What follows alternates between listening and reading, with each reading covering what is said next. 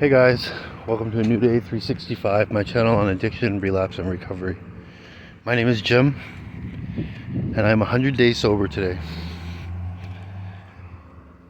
100 days. Triple digits. As you know, I've been in treatment since May 8th. Today is August 8th. I've been here 91 days in treatment. And my time has come to an end. I had my graduation ceremony tonight where I got this nifty little pin. And the guy said a bunch of great things about me, and here's the pin.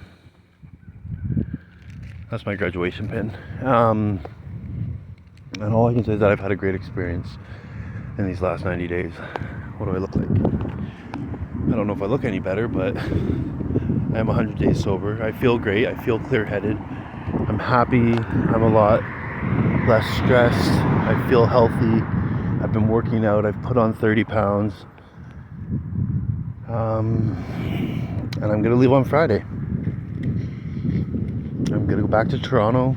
I'm going to go into a new sober living house.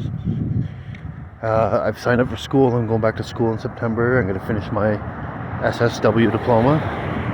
Not that I'm going to finish it this year, but I'm going to continue working towards it. I'm going to go this way. Yeah. And what have I learned in treatment? I learned this time around that I need a program of recovery every day, right? When I leave here Friday, that doesn't mean I just stop doing the things that I've started to do since I've been in treatment. I finally realized that my recovery is my responsibility. Nobody else is going to get Jim sober, right? If Jimmy wants to be sober, Jimmy needs to do the work for Jimmy to stay sober. And for me, that is living in recovery, right? I'm 42 years old, and the only thing I know to do perfectly is live Jim's way, right? I've done it for 42 years, and I will continue to do that if I'm not focusing my attention elsewhere. My recovery has to come first. That's the only way I'm going to maintain any level of sobriety for any amount of time. I accept now that I need to turn my life over to something greater than myself, and to live for a bigger purpose. I can no longer just live my life for me, right? Because when Jim lives his life for Jim gets drunk or high. That's just fact, right? That's just what I've always done. So I now need to constantly think about recovery. I'm going to continue going to meetings. When I get back to Toronto, I've been doing a minimum of 5 meetings a week here. But more often than not, I've been doing 6 a week, sometimes 7. So I'm going to continue with the 5 meetings a week, because I need to be surrounded in recovery, right? Because what I was saying before, Jim only knows Jim's way, is that I slip back real quick into my old patterns of thinking when I'm not thinking about recovery. I get stressed out, I get angry, I get full of self-pity, self-hatred, and these are all dangerous attitudes for me to have. I've started reading the big book a lot while I was here and studying it even, and I've learned that there's a program of recovery outlined in that book that has proven to work for the founders and the authors of that book. There's nothing that medical science can do to relieve me of my addiction. So I have to trust the people who came before me.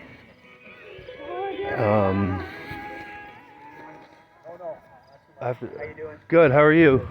Good. So I have to trust that something has worked for the people who came before me. And I believe what they've published in their book. So now I'm willing to try their way of life as suggested, as outlined. Right? I don't know. That's just where I'm at today. I do want to be helpful to other people. I'll continue to write this, to upload videos to this channel in the hopes that I might help someone else. I don't know what else to say.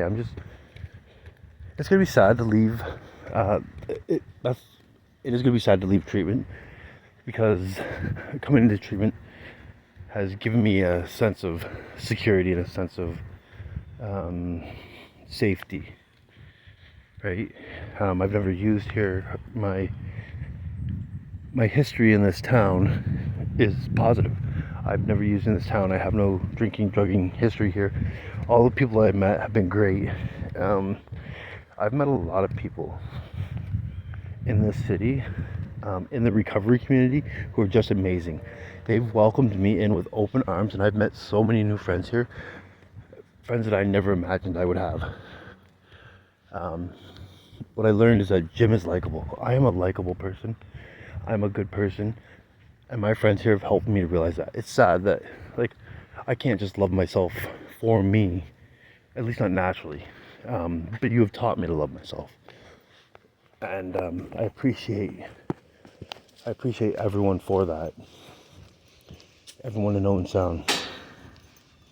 You are my family, and you're going to be missed.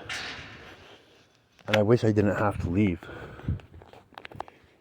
But school is important for me, and I want to go and finish my education. I checked at the local college, and they don't offer the program I have on a part-time basis, because I was considering transferring.